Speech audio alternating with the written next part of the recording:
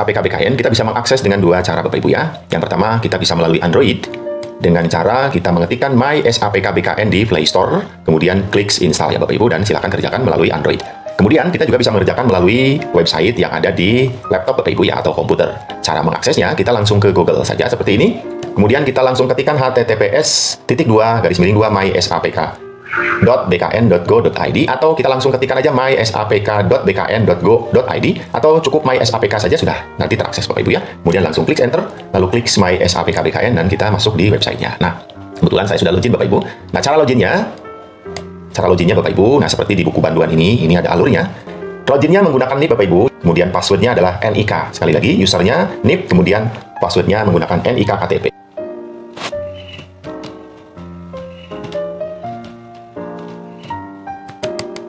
Ya, kemudian kita klik, kemudian kita masukkan nick-nya ya, kemudian klik login.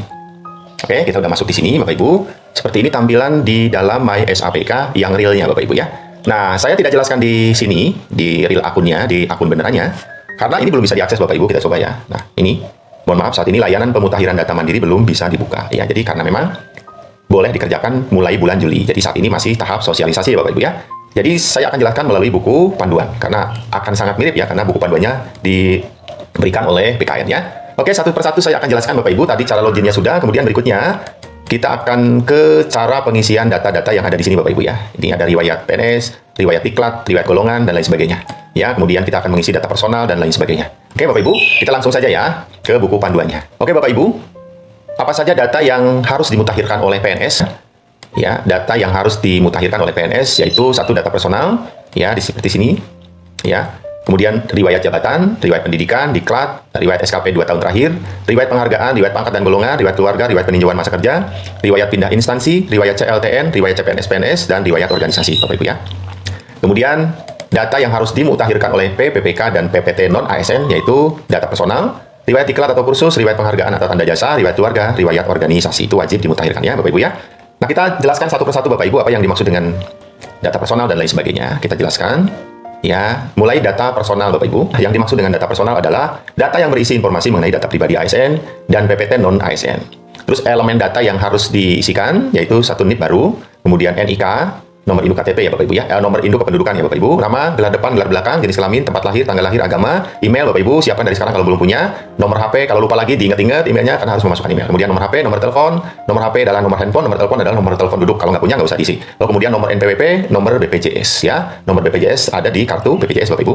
Nah, kemudian berkas apa sih yang harus diunggah ke aplikasi ya, ke websitenya, yaitu KTP ya, KTP saja Bapak Ibu. Untuk data personal yang harus diunggah adalah KTP. NPWP nomor NPWP BPJS nggak usah ya, jadi cuma KTP. Oke, berikutnya masuk pada riwayat jabatan. Nah, seperti yang di akun realnya Bapak Ibu, riwayat jabatan ini ya. Nah, ini cara ngisinya bagaimana? Riwayat jabatan adalah data yang berisi informasi riwayat jabatan yang pernah diampu PNS berdasarkan tugas, fungsi, tanggung jawab, dan wewenang dalam sebuah jabatan ASN berdasarkan surat keputusan pengangkatan jabatan ASN. Elemen data yang harus dikerjakan, harus diisi adalah jenis jabatan, jenis nama jabatan, TMT eselon, dan TMT jabatan. Bapak Ibu, ini bagi PNS yang pernah menjabat atau sedang menjabat ya Bapak Ibu ya. Nah, jadi nanti yang harus diunggah ke websitenya adalah SK-nya, surat keputusan pengangkatan dalam jabatan. Jadi siapkan SK jabatannya, lalu kemudian baru diisi, karena data-data ini itu ada di SK-nya Bapak Ibu ya. Sekaligus nanti diunggah atau diupload. Begitu ya Bapak Ibu ya. Berikutnya, riwayat pendidikan seperti apa? Di sini ada ya. Ini tinggal klik nanti kemudian isikan dan uploadkan ya. Riwayat pendidikan adalah data yang berisi informasi riwayat kualifikasi pendidikan formal PNS dari jenjang paling tinggi sampai jenjang paling rendah yang diselenggarakan di sekolah, universitas, institusi. Kemudian, elemen data yang dibutuhkan adalah tingkat pendidikan, nama program, tahun lulus, tanggal lulus, nomor ijazah, nama sekolah. Untuk nama program mungkin untuk perguruan tinggi ya Bapak Ibu ya. Jadi Bapak Ibu silakan persiapkan dulu berkas-berkas yang harus diuploadkan, yaitu ijazah Bapak Ibu ya. Ini di sini yang harus diuploadkan adalah ijazah ya. Ijazah kelulusan dari sekolah, universitas, institusi dari mulai SD sampai perguruan tinggi ya, sampai S3. Siapkan dulu itu, baru nanti isikan datanya dari ijazah itu. Oke Bapak Ibu, seperti itu. Berikutnya riwayat diklat. Nah, riwayat diklat itu ada di sini ini Bapak Ibu. Nah, riwayat diklat adalah data yang berisi informasi riwayat pengembangan kompetensi yang pernah diikuti PNS melalui diklat struktural, diklat teknik fungsional, seminar atau workshop, magang, dan sejenisnya. Nah, yang dimaksud dengan diklat struktural adalah Diklat struktural merupakan diklat yang dilakukan guna memberikan wawasan pengetahuan, keahlian, keterampilan, sikap, serta perilaku dalam bidang kepemimpinan aparatur yang bertujuan untuk mencapai persyaratan kompetensi kepemimpinan dalam jenjang jabatan struktural tertentu. Nah, jadi ini bagi PNS yang pernah menjabat atau sedang menjabat, tentu ada sertifikat diklatnya Bapak Ibu. Ini yang disebut dengan diklat struktural. Jadi jangan salah masukkan Bapak Ibu ya. Contoh misalnya diklat PIM tingkat 4. Berikutnya, diklat teknis, ya, diklat teknis merupakan diklat yang dilaksanakan untuk memenuhi persyaratan kompetensi teknis yang diperlukan untuk pelaksanaan tugas PNS. Jadi ini adalah untuk tenaga-tenaga teknis Bapak Ibu dan pernah mengikuti diklat. Ya, contohnya adalah diklat pengadaan barang dan jasa pemerintahan. Berikutnya ada diklat fungsional, ya, ini seperti guru mungkin punya sertifikat diklat fungsional ya biasanya ya. Diklat fungsional merupakan jenis diklat pegawai negeri sipil yang dilaksanakan untuk mencapai persyaratan kompetensi sesuai dengan jenis dan jenjang jabatan fungsional masing-masing. Contohnya di sini adalah diklat TOT perencanaan peningkatan kinerja ya. Jadi yang termasuk PNS fungsional, dia akan memiliki atau mengikuti diklat-diklat fungsional ya Bapak Ibu ya. Kemudian elemen data yang dibutuhkannya adalah jenis diklat. Nah, ini makanya kita harus paham jenis diklat yang termasuk apa, jenis diklat yang kita ikuti itu. Ada diklat struktural itu bagi pejabat-pejabat ya, lalu diklat teknis ya, teknis itu seperti PNS-PNS yang di bidang teknis, kemudian diklat fungsional adalah PNS fungsional ya biasanya. Kemudian nomor diklat kursus itu semua ada di sertifikat Bapak Ibu, tanggal mulai dan tanggal selesai, tahun SK, jenis latihan, durasi, institusi penyelenggara. Jadi jenis latihan itu juga tertera di sana apa jenis latihan yang kita ikuti ada di sertifikat ya, durasi itu jumlah jamnya, kemudian institusi penyelenggara adalah yang menyelenggarakannya. Yang harus diunggah pada data personal ini yaitu sertifikat pendidik, pelatihan, kursus, dan seminar itu ya. Jadi sertifikatnya harus di-uploadkan. Berikutnya, riwayat kursus ya. Data yang berisi informasi riwayat pengembangan kompetensi yang pernah diikuti PNS meliputi seminar, kursus, atau pembelajaran pengetahuan keterampilan atau penataran Bapak Ibu ya. Jadi diklat dengan kursus berbeda Bapak Ibu. Nah, jadi kursus itu berkaitan dengan pengembangan kompetensi ya yang pernah diikuti oleh kita ya. Pengembangan kompetensi, misalnya pelatihan apa dan lain sebagainya. Data yang harus dimasukkan adalah jenis diklatnya atau kursus, mungkin masuk ke sana ke atas tadi ya. Jenisnya hanya itu 3. Lalu nomor diklat atau kursusnya, tanggal mulai, tanggal selesai, tahun SK, jenis latihan, durasi, institusi penyelenggara. Ini hampir sama dengan yang tadi ya. Kemudian masukkan sertifikat kursusnya. Diunggah sertifikat khususnya ya. Berikutnya adalah riwayat SKP. Nah, seperti di sini itu ada di bagian bawah riwayat SKP ini ya Bapak Ibu ya. Jadi kita harus juga memasukkan riwayat SKP 2 tahun terakhir. SKP yang sudah ditandatangani ya Bapak Ibu, yang sudah resmi ada di tangan kita, udah disimpan, dibongkar lagi, masukkan di sini. Jadi data yang berisi informasi riwayat penilaian prestasi kerja selama 2 tahun terakhir yang dilakukan berdasarkan perencanaan kinerja pada tingkat individu dan tingkat unit atau organisasi dengan memperhatikan target, capaian, hasil, dan manfaat yang dicapai serta perilaku PNS. Elemen yang dimasukkan adalah jabatan, tahun, nilai SKP, nilai perilaku kerja, nilai prestasi kerja, data pejabat penilai, data atasan pejabat penilai. Semua itu ada di SKP-nya Bapak Ibu, silakan tinggal dilihat. Kemudian berikutnya, yang harus diupload pada data ini adalah SKP yang sudah ditandatangani oleh yang bersangkutan atau pejabat yang berwenang. Silakan diuploadkan ke sana dan diisikan datanya. Berikutnya riwayat penghargaan atau tanda jasa ya. Riwayat penghargaan atau tanda jasa di sini ya. Oke. Apa itu? Data yang berisi informasi riwayat penghargaan, tanda jasa, atau tanda kehormatan berdasarkan penilaian kontribusi balas jasa pemerintah yang diberikan langsung kepada PNS ya. Data elemen datanya adalah jenis penghargaan, tahun SK, nomor SK, dan tanggal SK. Kalau kita dapat penghargaan harus ada SK-nya Bapak Ibu karena harus di-upload ya, diunggah ke websitenya. Berikutnya Bapak Ibu, riwayat pangkat dan golongan ruang ya. Dari sini riwayat pangkat dan golongan ruang. Ada di sini ya, riwayat golongan ini ya. Ya. Apa itu? Riwayat golongan adalah data yang berisi informasi riwayat pangkat dan golongan ruang selama bekerja. Ya, elemen data yang harus dimasukkan adalah golongan, nomor SK, tanggal SK, TMT golongan, nomor pertek, tanggal BKN, masa kerja golongan atau bulan tahun, tanggal usul ya, kemudian jenis KP. Nah, semua itu ada di SK-nya Bapak Ibu ya. Jadi yang harus diunggah pada data personal ini adalah surat keputusan kenaikan pangkat. Ya, ini dari mulai golongan 1A sampai dengan 4E. Jadi diunggah semuanya Bapak Ibu ya. Dan semua data ada di SK-nya. Oke, berikutnya riwayat keluarga Bapak Ibu. Riwayat keluarga ada di sini Bapak Ibu ya. Nih. Apa yang dimaksud dengan riwayat keluarga dan apa yang harus diuploadkan ke sana? Data yang berisi informasi keluarga, orang tua, ayah, ibu, data pasangan, suami, istri, dan anak. Jadi, kita harus masukkan ayah dan ibu juga, Bapak Ibu ya. Elemen data yang harus dimasukkan adalah data orang tua, suami, anak, gelar depan, gelar belakang, ya. Berarti suaminya atau istrinya harus dimasukkan gelarnya, Bapak Ibu. Tempat lahir, tanggal lahir, jenis kelamin, agama, email, ya. Email, mungkin email pasangan kita ya, atau email kita juga masuk di situ. Kemudian jenis dokumen, alamat, nomor HP, nomor telepon, status pernikahan, akta kelahiran, status hidup, meninggal, akta meninggal, tanggal meninggal, nomor NPWP, dan tanggal NPWP Bapak Ibu ya. Kemudian dokumen yang harus diunggah adalah kartu keluarga dan buku nikah Bapak Ibu ya. Jadi kakak dan buku nikah silahkan di-scan langsung masukkan, di-upload. Kemudian riwayat peninjauan masa kerja. Nah ini, ya di sini ada riwayat peninjauan masa kerja. Apa itu? Data yang berisi informasi riwayat penetapan persetujuan peninjauan masa kerja ASN. Ya, data yang harus dimasukkan, elemen datanya adalah jenis PMK, instansi atau perusahaan, tanggal awal, tanggal akhir, nomor surat keputusan. Yang harus diunggah pada data personal itu adalah surat keputusan peninjauan masa kerja. Kalau kita tidak merasa sedang ditinjau masa kerjanya dan tidak ada SK-nya, tidak perlu diisi Bapak Ibu ya. Oke, berikutnya riwayat pindah instansi. Riwayat pindah instansi ya. Ada datanya di sini Bapak Ibu. Ya, silakan nanti dicari datanya riwayat pindah instansi ada di sini. Lengkap pokoknya ya. Apa itu riwayat pindah instansi? Adalah bagi PNS data yang berisi informasi riwayat pemindahan ASN dari instansi kerja lama ke instansi kerja baru. Nah, elemen data, jenis pemindahan, jenis jabatan lama, jenis pegawai, jenis jabatan baru, instansi kerja lama baru, satuan kerja lama baru, UNOR lama baru, nomor SKBKN, tanggal SKBKN, TMTPI, nomor surat instansi asal tujuan, tanggal surat instansi asal tujuan. Tentu semuanya ada di SK Bapak Ibu, tinggal dimasukkan ya datanya. Yang harus diunggah pada data personal ini adalah SK-nya ya, surat keputusan pindah instansinya. Berikutnya riwayat cuti di luar tanggungan negara. Apa yang dimaksud dengan riwayat CLTN itu? Cuti di luar tanggungan negara. Ya, CLTN itu maksudnya adalah singkatan dari cuti di luar tanggungan negara. Data yang berisi informasi riwayat penetapan status cuti di luar tanggungan negara, mulai dari persetujuan hingga pengaktifan kembali. Datanya ada jenis CLTN, nomor SK, CLTN, tanggal surat keputusan, tanggal awal, tanggal akhir, tanggal aktif, nomor BKN, tanggal BKN. Ya, kemudian dokumen yang harus diunggah adalah surat keputusan penetapan CLTN. Berikutnya riwayat CPNS dan PNS. Ya, ini. Apa itu? Data yang berisi informasi riwayat status kedudukan CPNS, riwayat status kedudukan CPNS atau PNS sesuai dengan SK. Ya, nomor SK, PNS, tanggal SK, CPNS. Ya, jadi dokumen yang harus diunggah adalah surat keputusan. Dokumen yang harus diunggah adalah surat keputusan PNS dan surat keputusan CPNS. Ada semua Bapak Ibu. Ya, Bapak Ibu sudah hafal banget soal ini ya. Berikutnya riwayat organisasi. Ya, riwayat organisasi. Nah, ini Bapak Ibu. Riwayat organisasi adalah data yang berisi informasi riwayat pengalaman berorganisasi, yaitu riwayat pengalaman PNS bergabung dan berkontribusi di dalam sebuah organisasi yang relevan dengan pemerintahan. Elemen datanya adalah nama organisasi, jenis organisasi, jabatan organisasi, pengalaman, tanggal mulai. Dan kemudian uploadkan sertifikat organisasinya Bapak Ibu. Kalau hari ini Bapak Ibu aktif di organisasi yang berkaitan dengan pekerjaan, berkaitan dengan pemerintahan, silahkan dibikin sertifikatnya kalau belum ada ya. Kemudian nanti datanya masukkan dari sertifikat dan unggah sertifikat organisasinya. Berikutnya siapa verifikator PDM? Nah, ini mungkin nggak terlalu penting Bapak Ibu, sekilas saya jelaskan siapa verifikator PDM. Itu yang pertama adalah ada verifikator instansi. Ini unit kerja kepegawaian, kantor wilayah, kantor lembaga non-struktural, unit pelaksana teknis atau sejenis, satuan kerja perangkat daerah SKPD, dan atau badan kepegawaian daerah BKD. Jadi verifikatornya adalah verifikator instansinya adalah BKD. Kemudian ada juga approval instansi. Approval itu yang menyetujui ya Bapak Ibu ya. Ya, hampir sama dengan yang di atas tadi ya, seperti itu.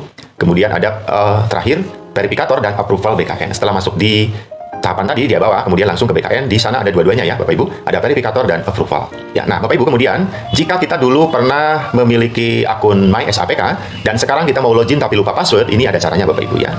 Ini jika kita lupa password, ini ada alurnya seperti ini ya.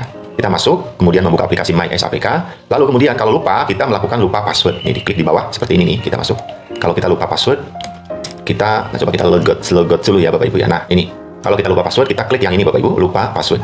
Ya, lalu berikutnya coba kita lihat alurnya yang lupa password ya Bapak Ibu. Nah ini berikut tampilan bantuan jika lupa password pada MySAPK. Ketika kita lupa tadi, kita klik lupa password Bapak Ibu ya. Kemudian berikutnya, kita masuk, kita cari kode verifikasi MySAPK-nya Bapak Ibu ya. Kalau tidak salah, pada saat sosialisasi dikatakan untuk mengakses lupa password kita harus memasukkan email instansi Bapak Ibu ya. Email instansi resmi kita ya. Jadi bukan email pribadi kita, tapi email instansi. Biasanya email instansi itu resmi ya Bapak Ibu ya. Bukan menggunakan Gmail atau Outlook atau Yahoo ya, tapi resmi dari website yang terdaftar Bapak Ibu. Jadi harus seperti itu, masukkan email instansi. Kemudian nanti di email itu masuk tokennya, ya, lalu kita reset ya. Menggunakan token itu kita reset passwordnya. Ya, sini masukkan. Ya, masukkan password barunya, lalu kemudian masukkan tokennya. Token akan masuk di email ini mysapk@bkn.go.id. Nah itu, jadi email instansi itu biasanya resmi ya. Nah, kemudian nanti tokennya akan masuk di email tersebut, lalu kemudian kita masukkan password baru ya, yang kita coba rubah lagi, kemudian masukkan tokennya, lalu berikutnya reset password. Nah, kemudian kita login lagi. Bapak Ibu begitu ya. Mudah-mudahan bisa dipahami Bapak Ibu ya. Silakan kalau belum paham juga, Bapak Ibu bisa tanyakan di helpdesk nanti ya, seperti itu secara teknis.